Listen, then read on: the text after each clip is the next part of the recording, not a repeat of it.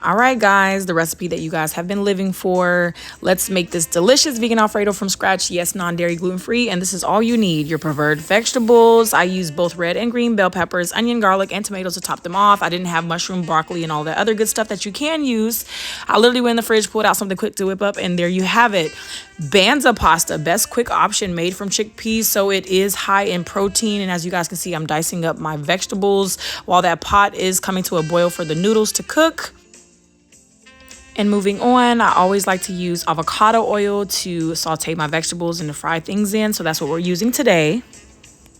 For the homemade vegan Alfredo sauce, I use dairy-free cheeses, options like Daiya, Violife, Follow Your Heart, and Nutritional Yeast for that slick 3-cheese flavor.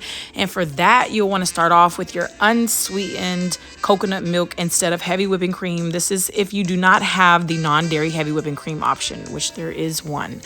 And you're going to go ahead and add that to your sauteed vegetables. And for my butter, I use Earth Balance, which is a great dairy-free butter option.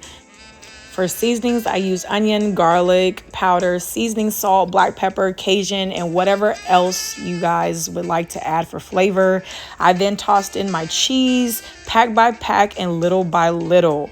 Then I added my nutritional yeast for that cheesy flavor and that thicker consistency that you would like to have in your Alfredo. And at this point, you can add however much cheese, seasonings, nutritional yeast, or coconut milk you need for your preference. As you can see, I mixed everything up until it reached a flavor of my liking. Then I added all of my pasta and stirred everything up. And for me, I added some more seasoned, sauteed vegetables just to top it off. Y'all, I guarantee you will love it. It's a must try. It's bomb.com. Give it a shot. Let me know how it turns out and tune in for the next recipe.